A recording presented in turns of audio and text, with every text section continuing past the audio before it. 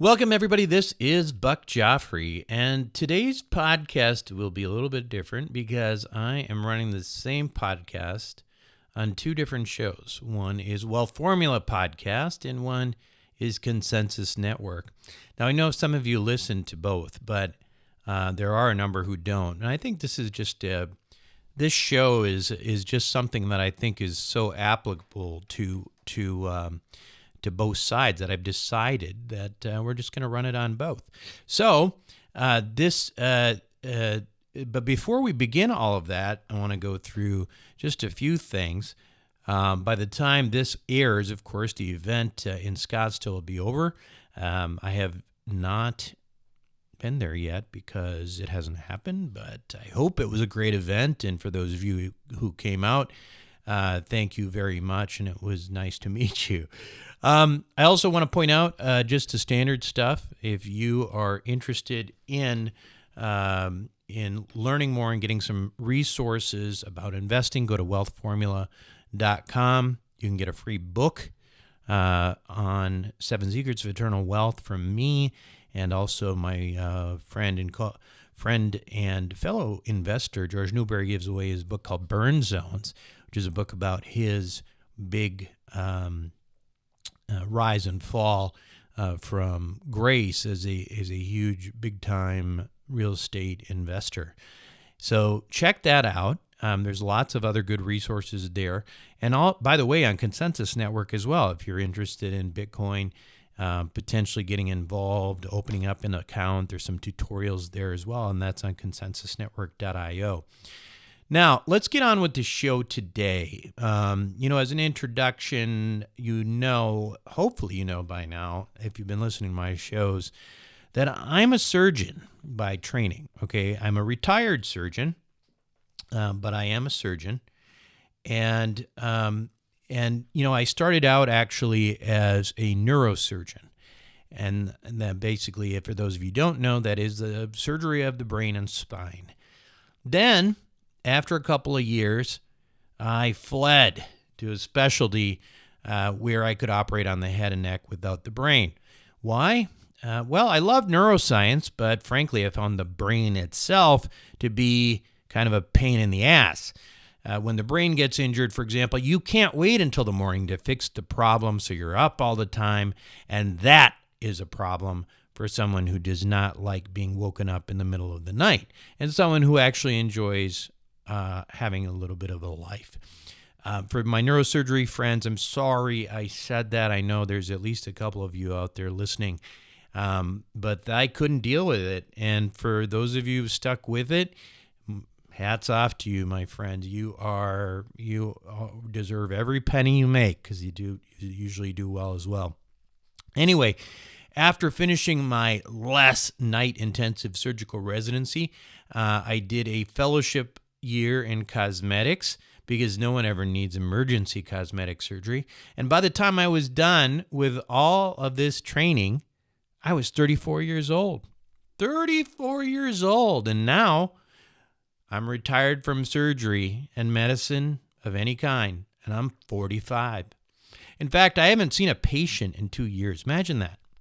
Admittedly, it is a bit painful for me to think about my last decade, maybe decades of youth on this long run for a short slide. But that's just the way things are. C'est la vie, right? Now, why did I retire from medicine anyway? Well, it wasn't just because I wanted to retire, right? And as you know, I can't stand that word. I hate the things like, I want to retire. I want to retire and, make a bunch of cash flow and retire and do nothing. That's a bunch of BS. If you are a listener of this show, you're probably pretty industrious. And after a couple weeks of golf, you get bored. That's what you do. You get bored. And so what I did is I retired from medicine, right? I didn't retire as in sit around and wait to die and just play golf. I stopped doing something that I no longer wanted to do. Now, I didn't, as a general rule, like it anymore. I will say that I did like operating. I like doing things with my hands and stuff like that. But I didn't like anything else about medicine. And on top of that, I have a little bit of attention deficit disorder. I've never been diagnosed, but I can't imagine that I don't. So I tend to change direction a lot. I transferred out of my first college after my first year. I changed residency specialties.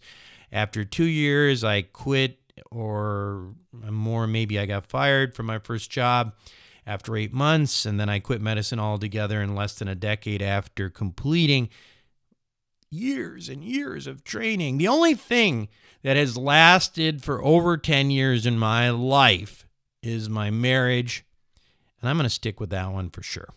Anyway, beyond the general lack of interest in practice, in medical practice, I didn't like the way medicine was headed. I had one insurance-based business that's no more, and that dealing with insurance companies was a nightmare. The insurance companies were ultimately telling me who I could operate on and who I could not. And for those of you in the surgical or medical fields, you know exactly what I'm getting at. Insurance-based medicine is also the only field in the history of the universe where someone does the work first and then a third party decides how much to pay you or whether you get paid at all. How does that make any sense? Why do we tolerate it? But we, healthcare providers, are too focused and idealistic to fight for compensation. Why? Well, we've created this environment within our own culture where that makes talking about money dirty, right? Mixing money talk with medicine, at least in my experience, is considered heresy in physician culture. And the end result is that others in the system happily fill the vacuum, and they are the ones who end up getting paid. Now, I feel especially bad for my friends in non-surgical specialties who are getting squeezed even harder. My best friend in college was the smartest kid in our class, and she became a pediatrician because she likes kids. She likes, she did it for all the right reason, and now she works her tail off, and her reimbursement is going down every year. Internists, right? Your doctor, your family doctors, your internists are also in the same boat. They just can't see enough patients to stay profitable. Of course, patients blame doctors for not giving them enough attention and using ancillary staff like physician assistants to help with the workload, and they blame it all on the doctors. But if the patients understood how badly internists and pediatricians are getting squeezed by these insurance companies, they may have to, change their ire, their anger on the physician, and maybe focus on the insurance companies who ultimately now control your care. That is the truth. Anyway, as the result of this unfortunate situation, some doctors have decided to move towards what's called a concierge practice model. And here's how it works. You sign up with a doctor, maybe you pay $200 per month or something like that. The doctor has, all of his patients doing this, right? That is his practice or her practice, and that's just to make sure he can make a living. And then when you come in, he also charges your insurance. Your insurance may or may not pay him. The other part of this that makes it interesting is the reason that this is advantageous for the doctor and the patient is the doctor knows he's going to make a living, so he caps his total number of patients. And the result for the patient is that medicine becomes the way it used to be when you were a kid. Remember doctors spending a lot of time with you. I remember my pediatrician. He just seemed like such a nice guy, and you just sit there and talk, whatever. That doesn't happen much anymore, right? I mean, they don't have the time, right? They don't have the time. With this model, you have all the time in the world, and you can stop in if you're sick and can pretty much make an appointment anytime you want. And they'll even know your name when you walk in. It's pretty amazing. Anyway, it's pretty neat. I use one of these doctors, and it's definitely worth the price of admission. But I have to admit that it is sad that this kind of care is no longer the standard of care. The insurance companies and reimbursement have made that impossible. And of course, my experience is that of a physician, but I also know that this probably affects dentists and orthodontists as well, since there's dental insurance and that sort of thing.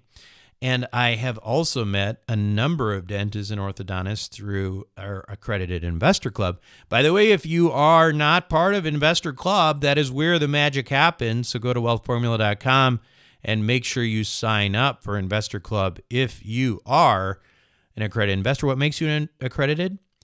Well, you make at least $200,000 a year or $300,000 filing jointly, or you have a net worth of $1 million outside your personal residence.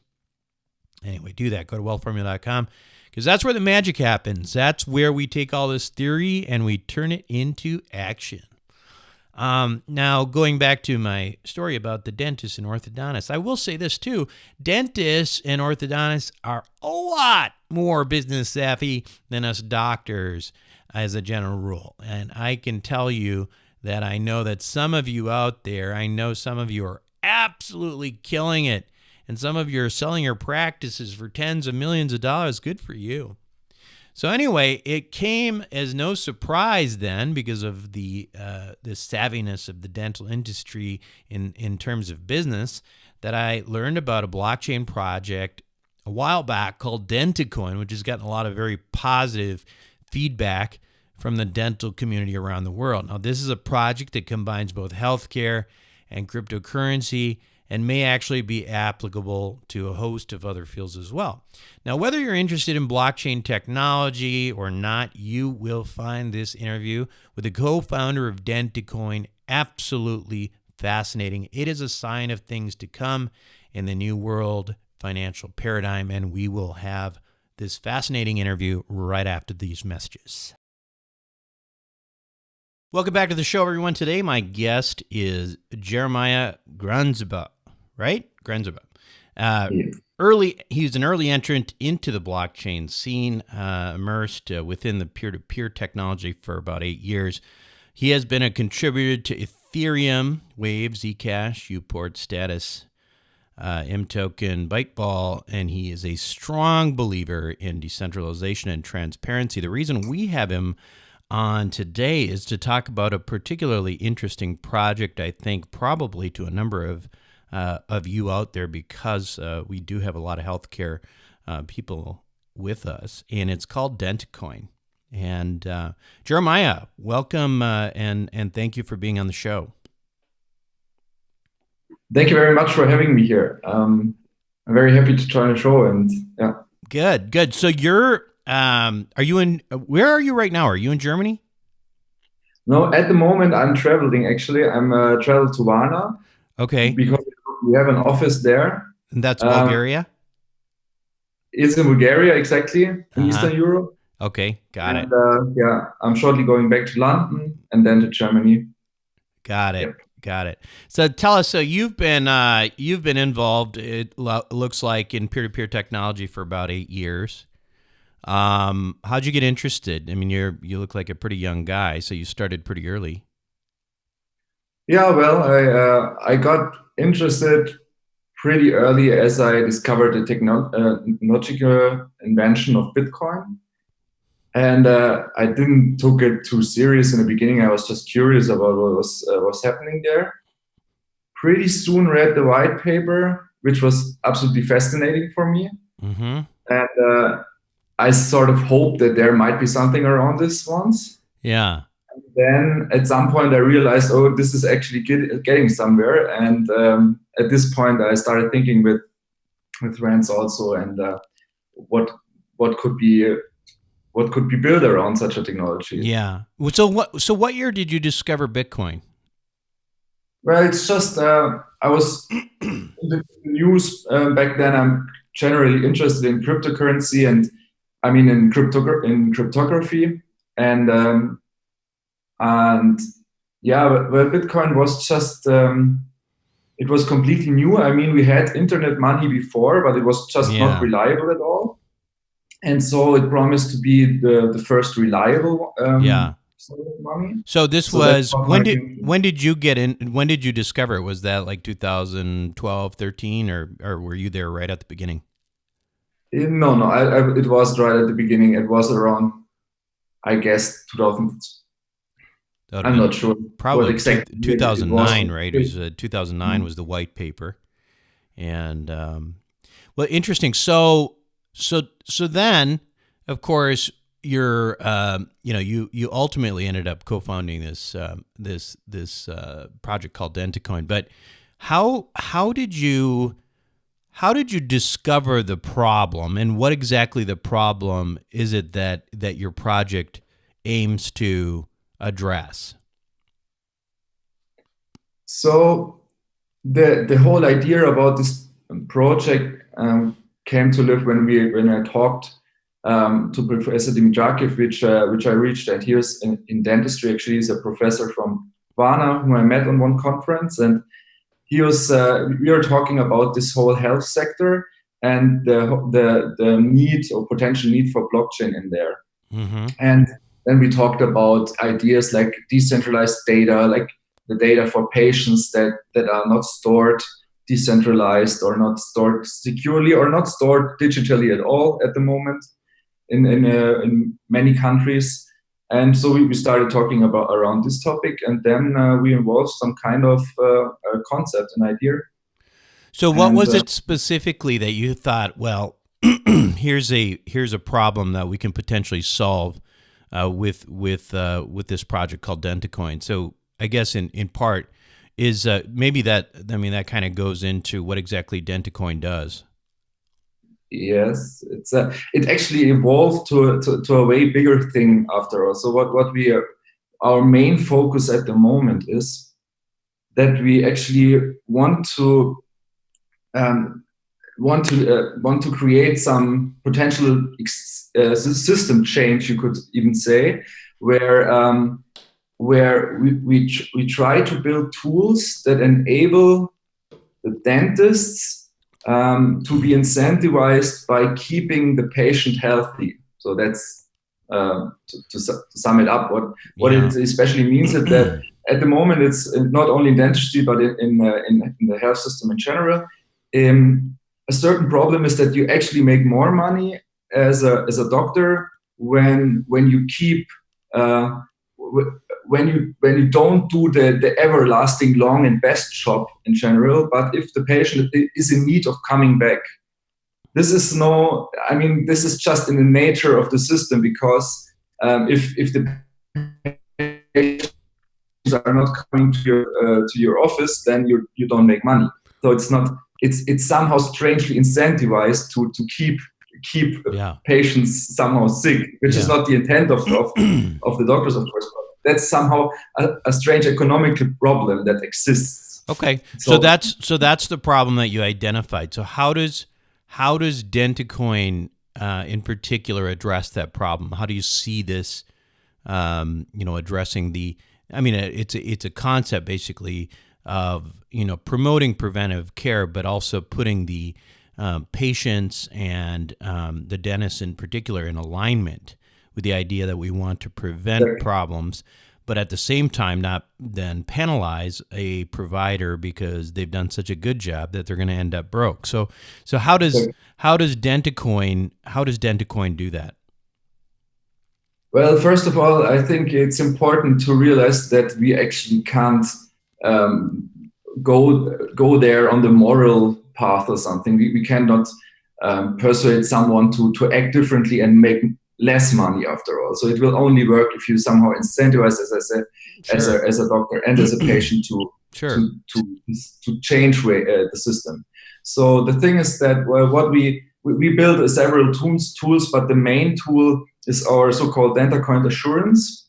And what it does is it gives you a monthly contract, a direct contract between patient and dentist, and the patient basically pays a premium per month, which is a small premium additional to the insurance that the local insurance that he or she has, and this is also variable globally between, let's say, $5 and $50 depending on where you live.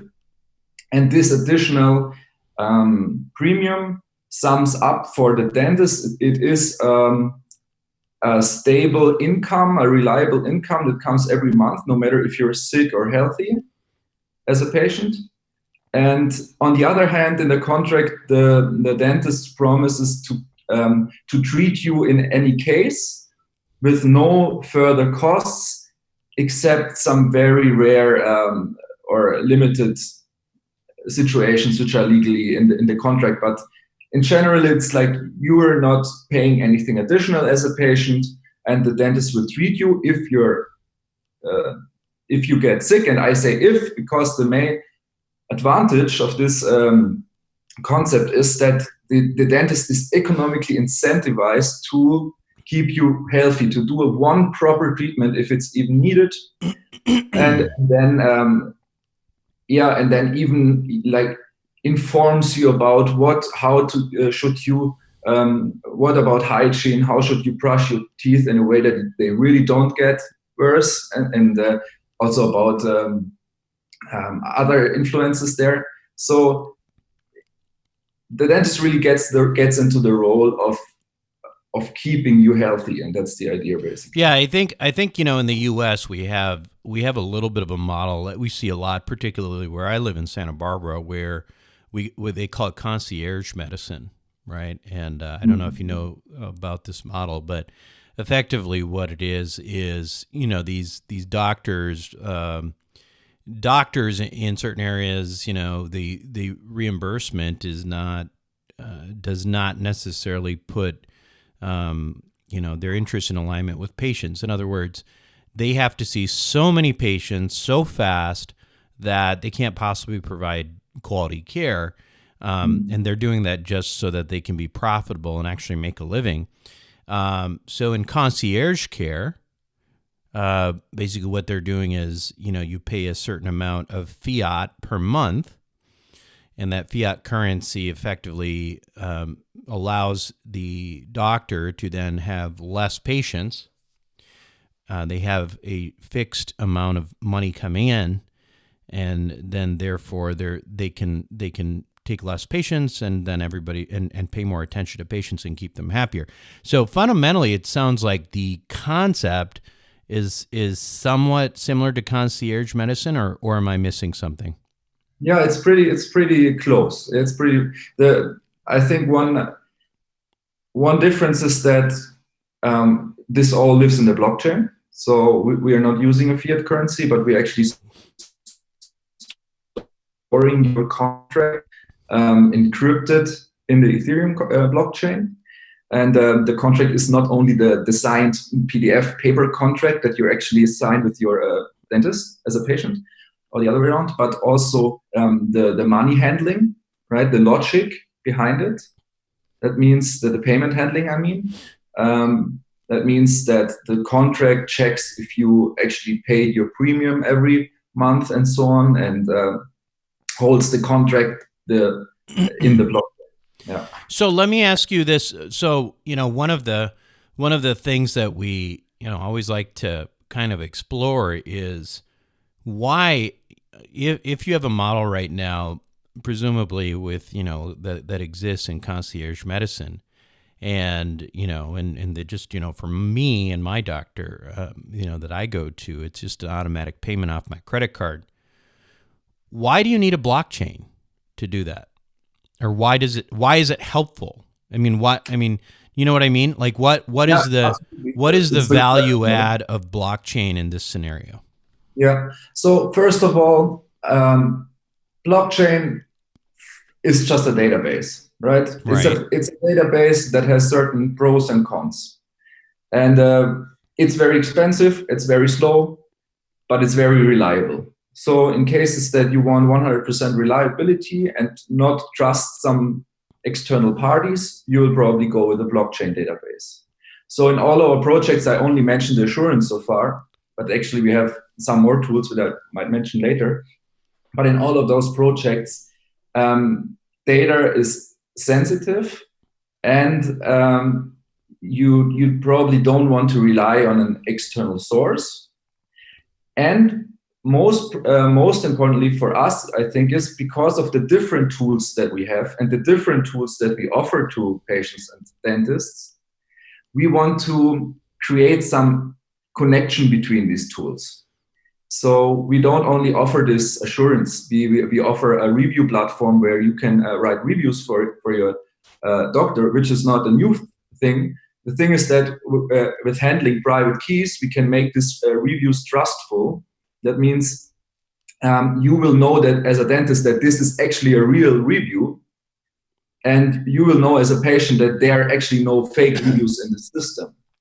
And this is just one other example, but all these examples work with Dentacoin, with the currency. So you actually get paid for reviews. You get paid for filling surveys for the general knowledge and make it research, market research for dentists. That means patients can make money by filling surveys and tell their opinion about what should be improved in the field and what not, and so on.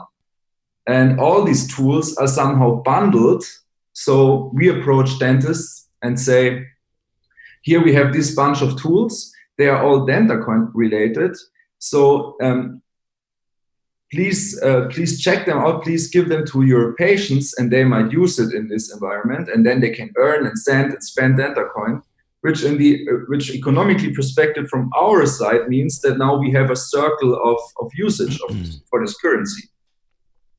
So this is another advantage. So it's basically creating sort of this trusted peer-to-peer ecosystem of dentists and patients, correct?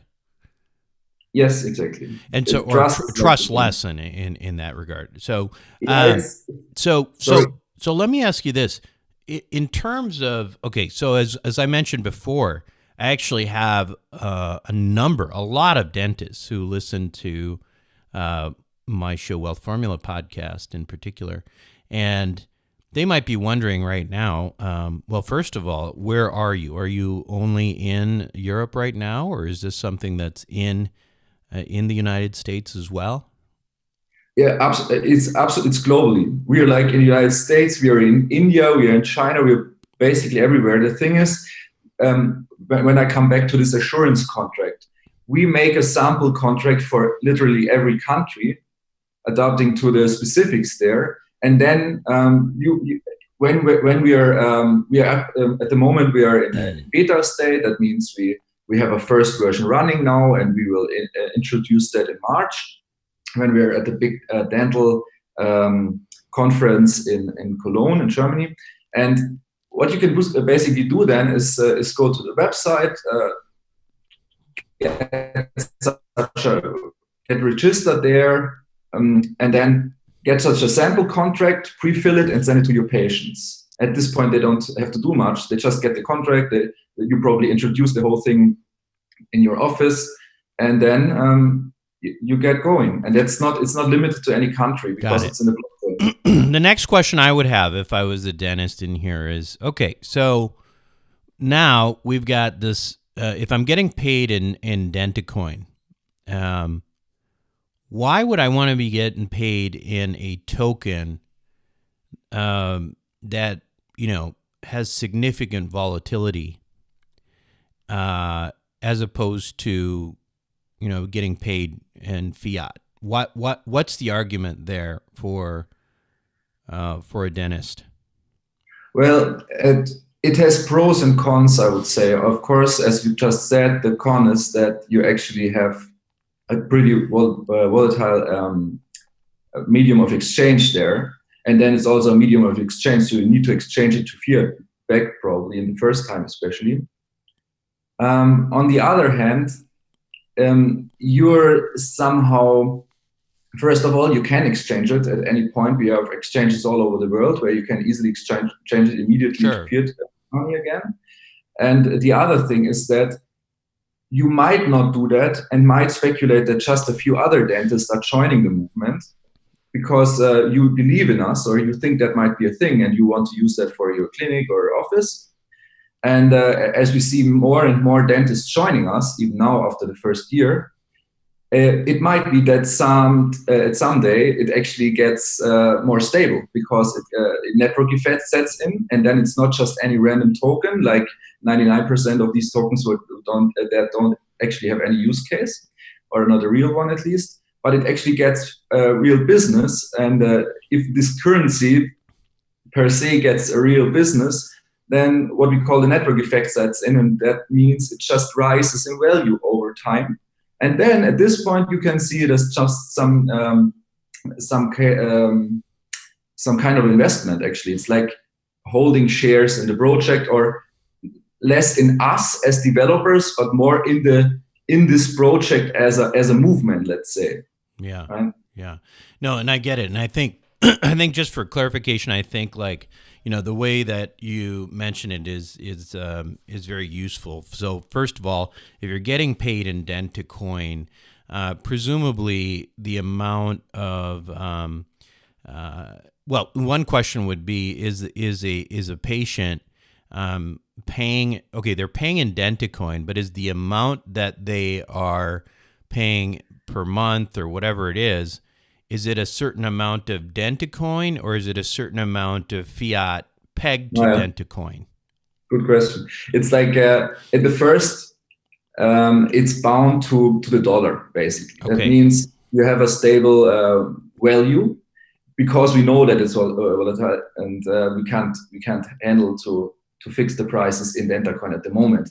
But as I said before, if there is a use case and if it gets more successful, then it should get more stable. And At this point, we might change that. Yeah. That's a simple change, right, in the software. You can update that later. So what's interesting to me about this is, if I'm a dentist, and we can talk a little bit more about the benefits of the network effect, et cetera, but what's my downside here, right? Like I can basically get paid a monthly amount, and we know what it is. It's highly predictable because it's pegged to fiat. So you're going to get $50 or whatever per month, and it's $50 of Dentacoin. And if you don't want to hold your Dentacoin, then you immediately convert that to fiat, and you get your $50, and you're basically Concierge Medicine.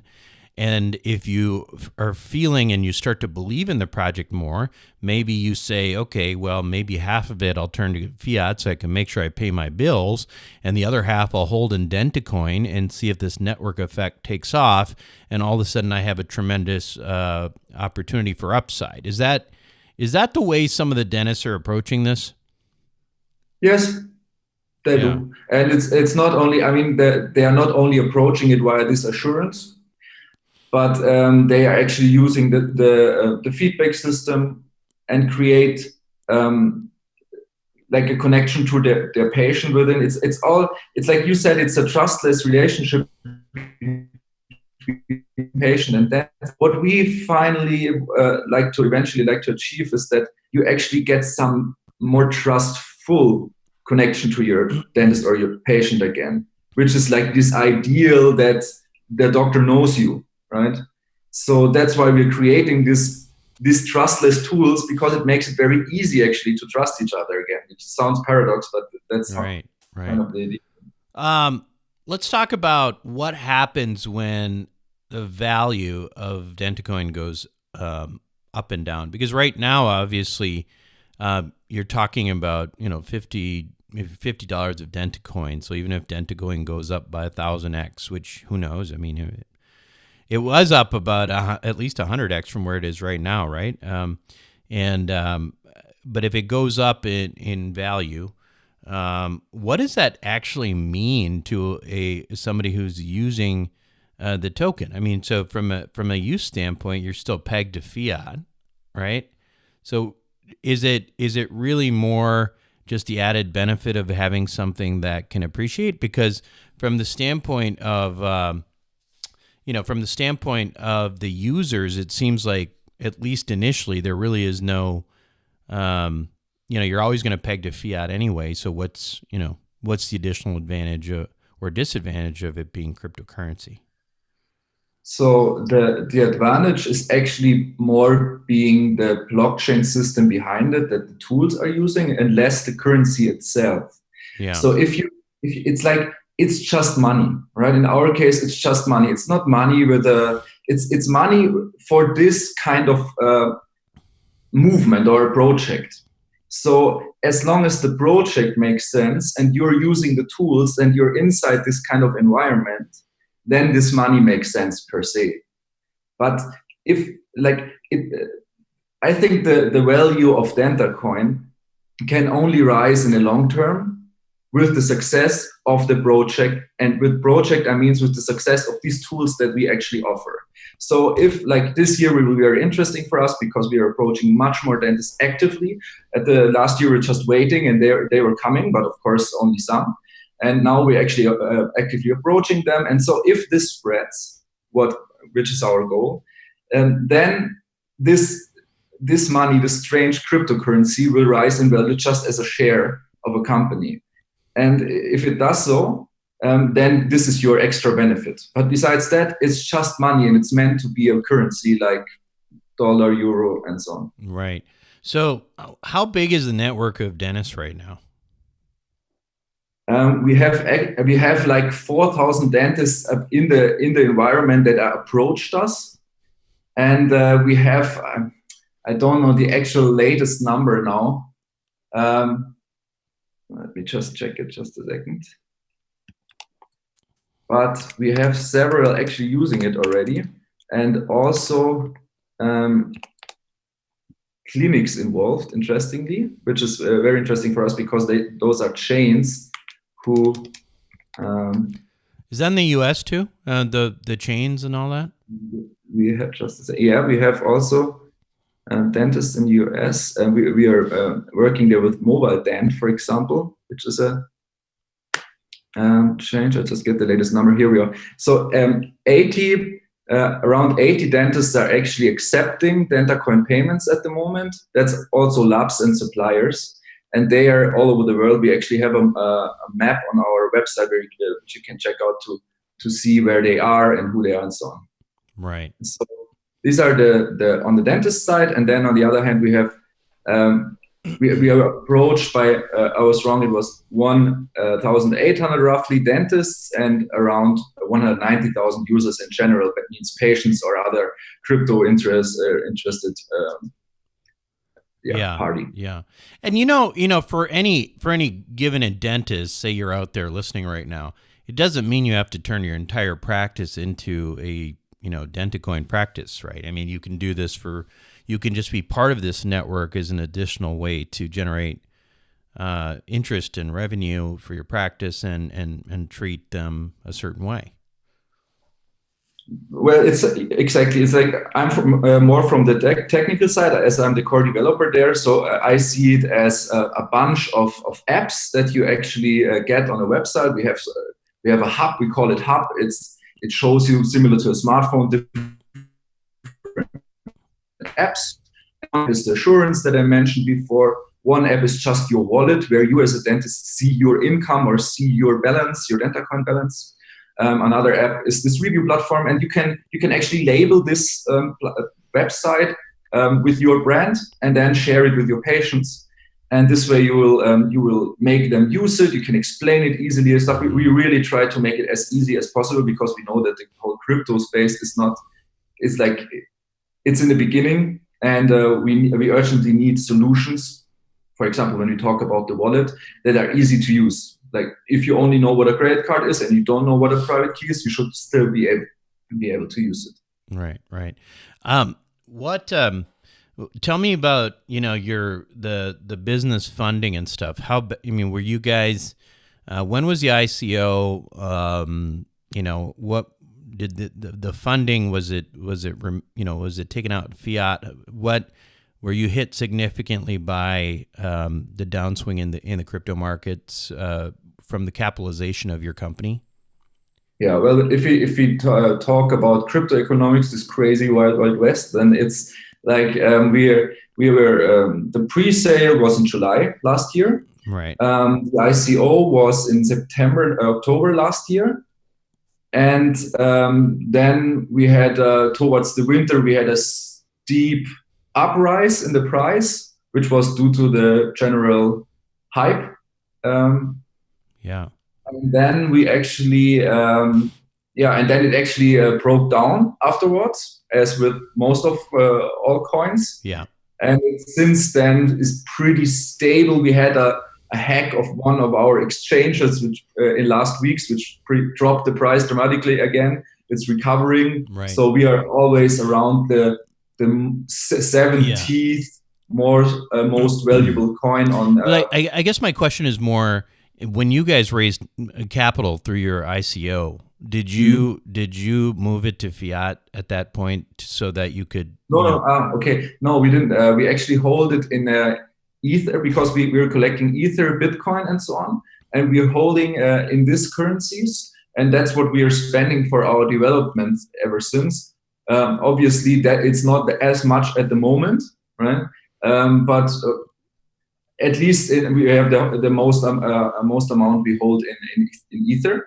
And we are besides that, of course, we have our Dentacoin share, which means that we are relying on both currencies, and we can spend both tokens, and that's what we're doing, and hoping for better times in the general field there, of course.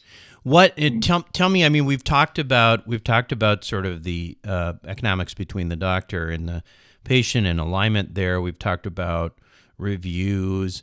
What other benefits are there to the provider side here? I mean, what else does the project provide specifically to providers that may make this interesting to them? For example, is there a website that features doctors who are part of the network? Is there other benefits that we might not even think of, et cetera? Because there may actually be people in this listenership that are particularly interested. So, yeah. One is this open source market research. That means we provide, through this one tool that I mentioned before, which is actually called Dentavox, we are providing for free research market research data for all the participating dentists. That means people are filling surveys for Dentacoin, and we're checking this service to be not fake surveys, and then this data, so what the latest trends are, what the latest needs are for, and so on, in various fields around dentistry are actually provided. And besides that, we have this feedback system where you can actually learn what you might improve, or which are the parts that are really working well for your patients, and so on. We will have a platform for dentists. At the moment, it's just a Telegram channel that we are providing. Everyone is very welcome to join us on Telegram in this channel, because there's actually some nice exchange already between enthusiasts and pioneers that actually joined us already. And as we are focusing on acquiring new dentist offices and clinics, we will set more focus on that part as well. Right. Connect people. Where can people learn more? If you're a dentist in the U.S., you're listening to this show and you want to find out more, you're interested potentially in signing up, where can we learn more? But the first good start is the website, of course. That's dentacoin.io, right? Yeah, we have dentacoin.com, and then we also have dentacoin.com/dentists and dentist.dentacoin.com, but you'll find it just over the general website. And there's a specific website subsite for dentists where you actually get to learn how to use that. And besides that, as I said, please join us on Telegram if you like, because there we can get in direct contact and help you get started and answer questions and get your answers and so on. Yeah, I mean, I think one of the challenges to me is that most of the dentists I know who listen to this are not necessarily that tech savvy. So you're talking about Telegram. I know what Telegram is. But for a lot of people out there, they're going, Telegram, what are you talking about? Is that like Facebook? But but what you're telling me and what I'm gathering is that even for those who are not that tech savvy, you can make this fairly user friendly for yourself. Yeah, we are early on. So if you try it at the moment, then you don't see finalized software. You see ready to use software, but you might get with us in contact at some point. So this is just it won't cost you anything because it lives out of its own funding, right? It's the project is held up by the value of Dentacoin in the end, right? And this means you can just try it. and get in contact with us. By the way, we have a pretty active Facebook page, so just join us there if you prefer that. And yeah, I think the website is a good start. Yeah. Yeah. Well, listen, this has been really good information, and hopefully some people will explore this. I appreciate your time, Jeremiah, and thanks for being on the show today. Thank you very much. It was a pleasure. Thank you for having me. We'll be right back.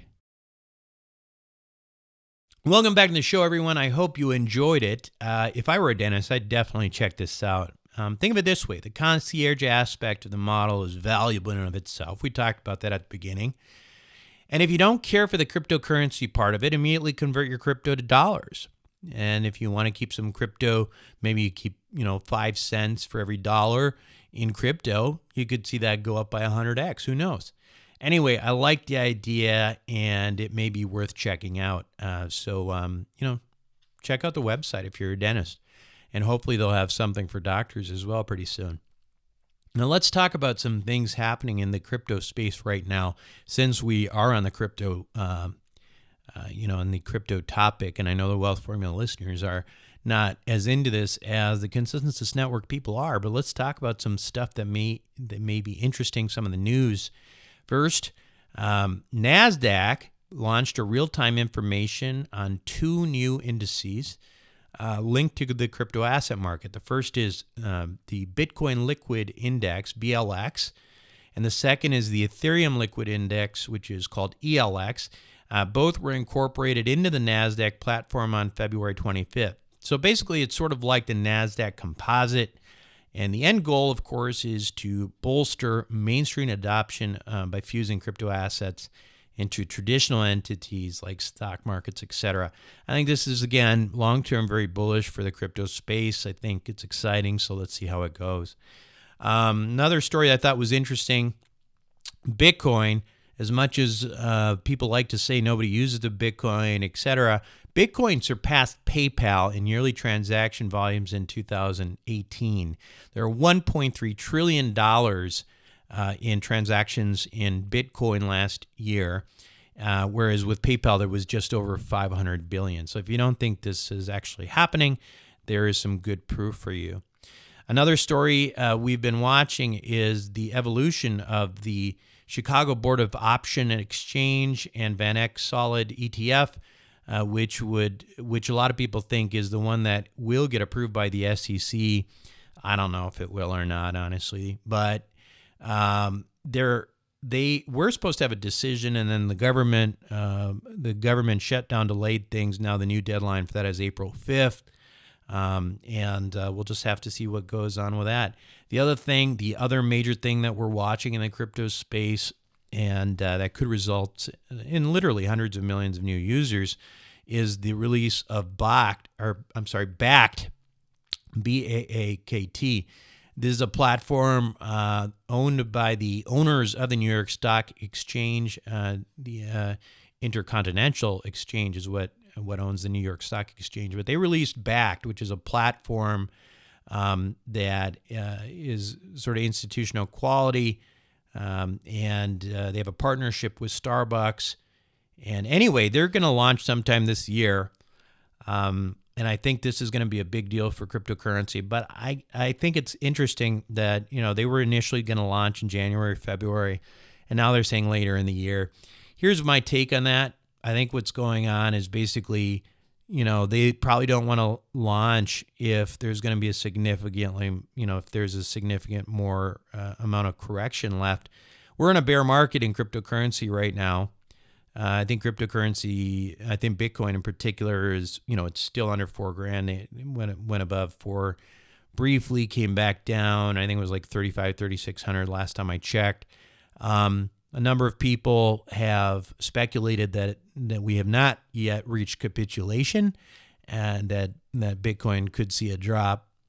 Just from these are just traders, and looking at charts, a Bitcoin could potentially see a drop to 2,000 or less before you see the next bull run. So I think that, there's enough doubters out there to kind of keep things quiet for a while. And I don't think that Backed would want to launch in the middle of a bear market. I think they're probably waiting for a bull market to to happen, because imagine this: you go, you're trying to adopt a bunch of people using Bitcoin at Starbucks, and you want to see them get excited and use it more, because now, your one latte, you were going to be able to buy one latte. Now you can buy 100 lattes with that money. That's a lot more exciting and makes them want to use it more than if you were, if you could buy 2 lattes and now you can buy nothing. So anyway, that's what I think is going on with that. But anyway, that is the latest news in cryptocurrency. That is it for me this week, though, on both Consensus Network. You can visit us at consensusnetwork.io, or also that's it for me this week on Wealth Formula Podcast. This is Buck Joffrey signing off.